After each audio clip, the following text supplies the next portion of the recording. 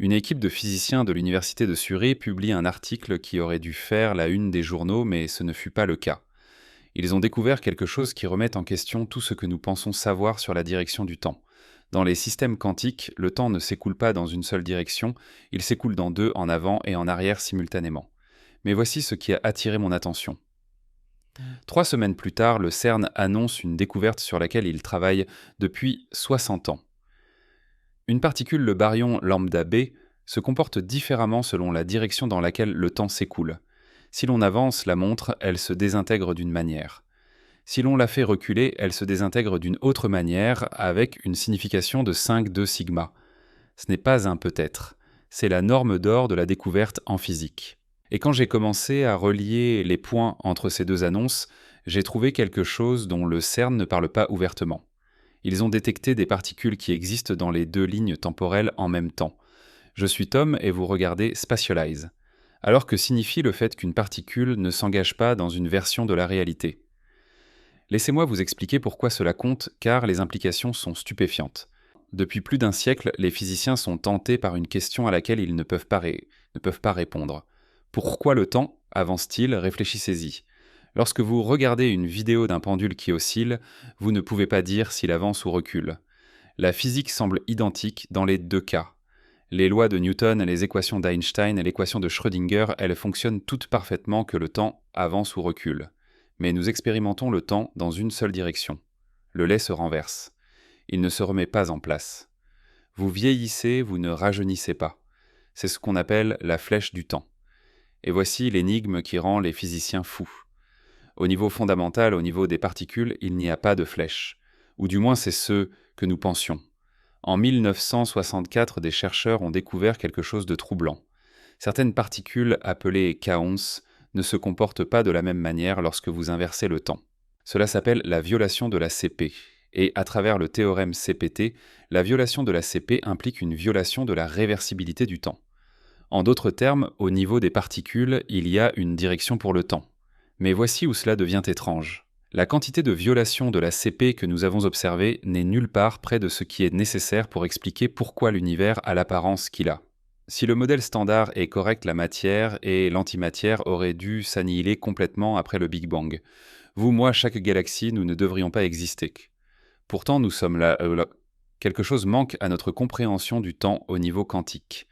Et le CERN vient peut-être de le trouver, mais ce n'est même pas la partie la plus étrange. Avant de vous parler de la découverte du CERN en mars 2025, je dois vous montrer quelque chose qui se produit dans leur détecteur depuis des années. Quelque chose qui ressemble à de la science-fiction.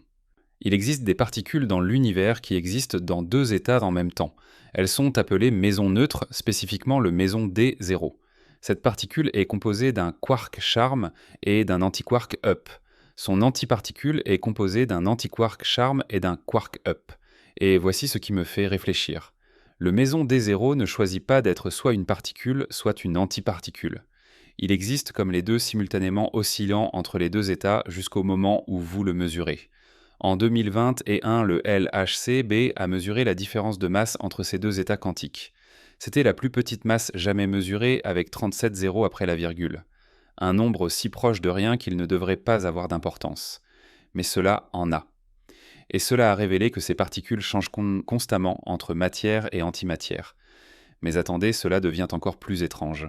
Le méson B S0, une particule différente contenant un quark beauté et un quark étrange oscille entre particules et antiparticules 3 trillions de fois par seconde, 3 trillions de fois avant de se désintégrer, avant même de parcourir 1 centimètre dans le détecteur, elle a clignoté entre deux versions différentes de la réalité des trillions de fois.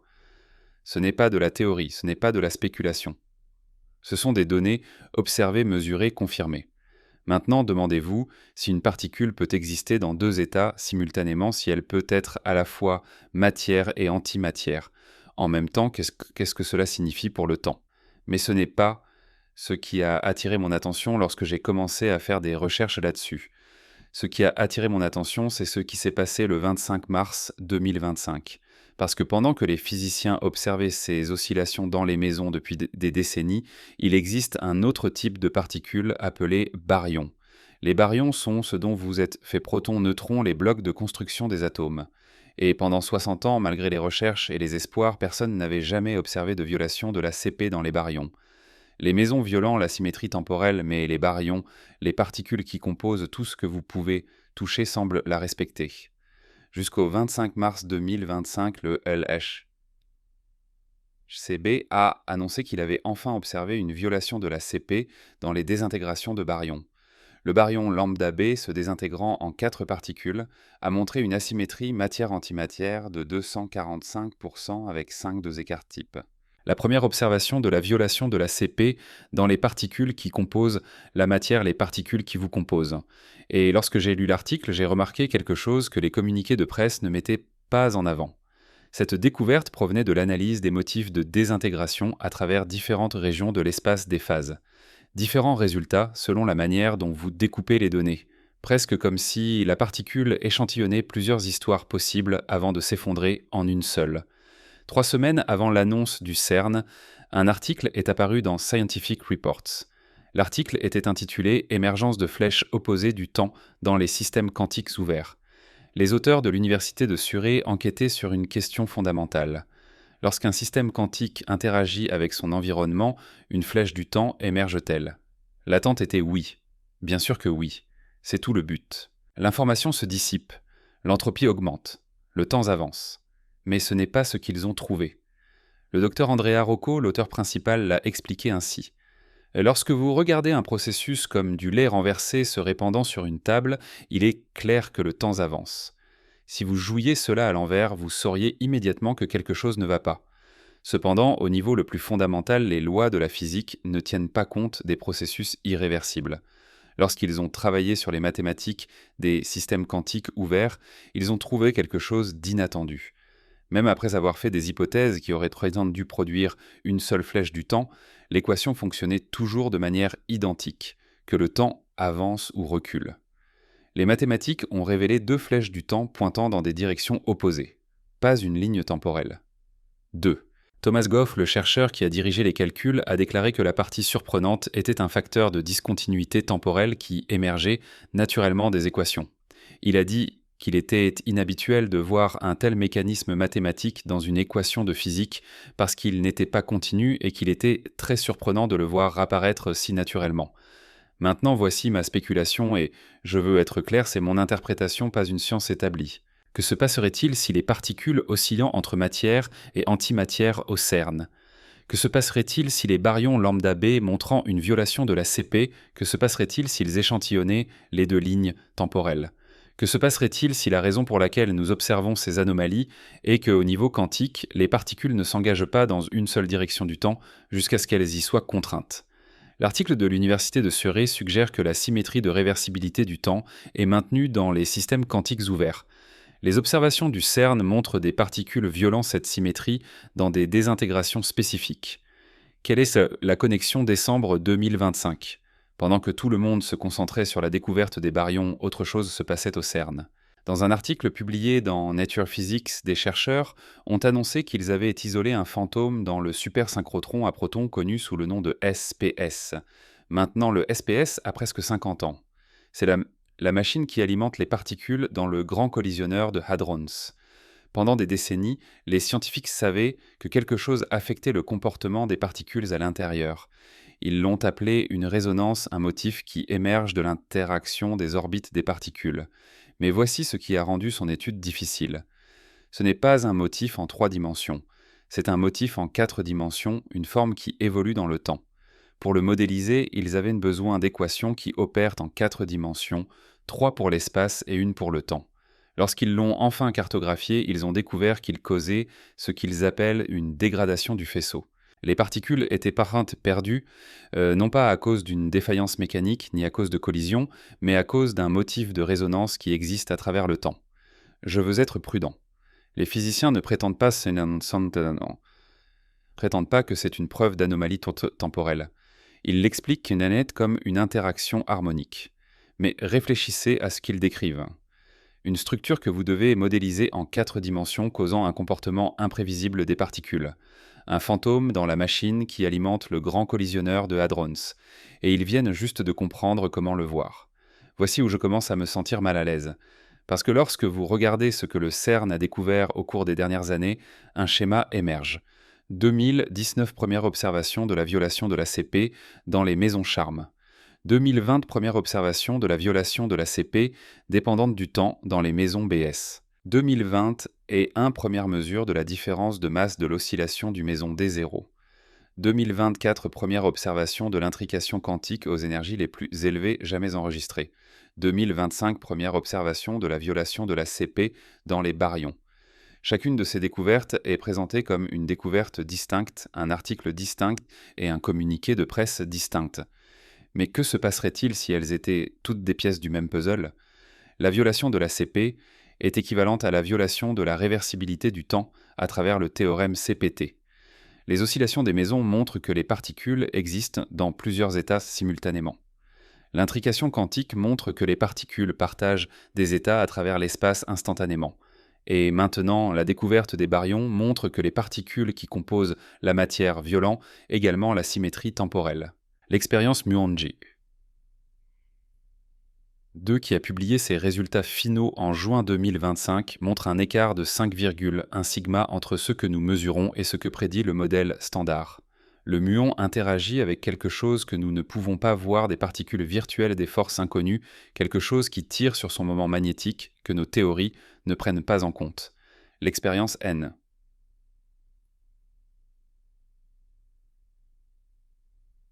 A62 au CERN a observé une désintégration ultra rare de kaons en septembre 2024. Le taux qu'ils ont mesuré était 50% plus élevé que les prédictions du modèle standard. 50%. Ce n'est pas une erreur d'arrondi. C'est un signal. Un signal que quelque chose se passe dans ces désintégrations que nous ne comprenons pas. Maintenant, je veux être absolument clair sur ce que je m'apprête à dire. Ceci, c'est ma spéculation. Mon instinct basé sur la connexion de ces découvertes disparates. Le CERN n'a pas revendiqué cela. Les physiciens impliqués me diraient probablement que j'interprète trop. Mais voici ce que je vois. Le modèle standard dit que la matière et l'antimatière devraient être parfaitement équilibrées. Ce n'est pas le cas. Le modèle standard dit que la quantité de violation de la CP que nous avons observée ne peut pas expliquer pourquoi la matière a gagné. Elle ne peut pas. Le modèle standard dit que le moment magnétique du muon devrait avoir une valeur spécifique. Ce n'est pas le cas. Chaque fois que nous construisons un instrument plus précis, chaque fois que nous regardons de plus près, nous trouvons des écarts, pas des confirmations des écarts. Et maintenant, nous avons des travaux théoriques montrant qu'au niveau quantique, le temps pourrait ne pas avoir de direction préférée du tout. Nous avons des particules oscillant entre deux états, des trillions de fois par seconde. Nous avons des baryons, la matière, dont vous êtes fait violent la symétrie temporelle.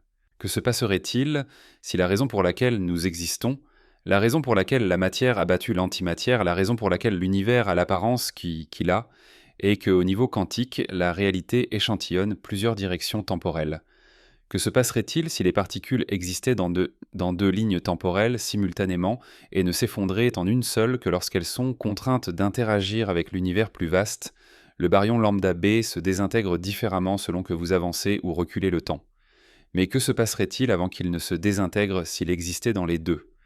Que se passerait-il si la différence de masse dans l'oscillation du D0, c'est 37,0, était la signature de deux lignes temporelles essayant de coexister? Je ne sais pas, personne ne sait, mais quelqu'un au CERN examine ces données en ce moment, et je dois croire qu'il se pose les mêmes questions. La troisième course du Grand Collisionneur de Hadrons a été prolongée jusqu'en juillet 2026. La mise à niveau de haute luminosité, qui augmentera les taux de collision par un facteur de 10, est prévue pour commencer ces opérations en 2030. 500 inverses femtobarns de données collectées jusqu'à présent. Cela représente environ 50 millions de milliards de collisions de particules. Et nous ne faisons que commencer. Les collaborations Atlas et CMS utilisent l'apprentissage automatique pour détecter les anomalies afin de rechercher des motifs dans les données que les humains auraient pu manquer. Des motifs qui ne correspondent à aucune particule connue, à aucune interaction connue. En juin 2025, ils ont annoncé qu'ils avaient trouvé une anomalie qui valait la peine d'être étudiée davantage dans les données de la course 2. Ils n'ont pas dit ce que c'était. Ils ont dit qu'il fallait plus d'investigation.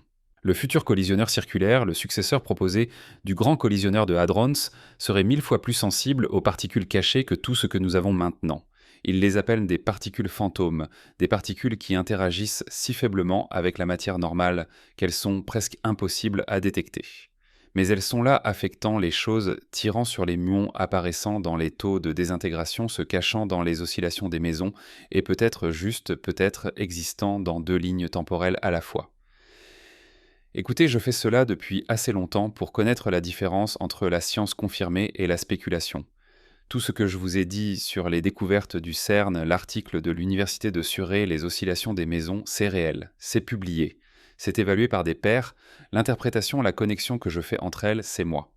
Mais voici ce que je ne peux pas écarter. Les physiciens continuent de dire qu'ils cherchent une physique au-delà du modèle standard. Ils continuent de dire que les écarts sont des indices d'une nouvelle physique.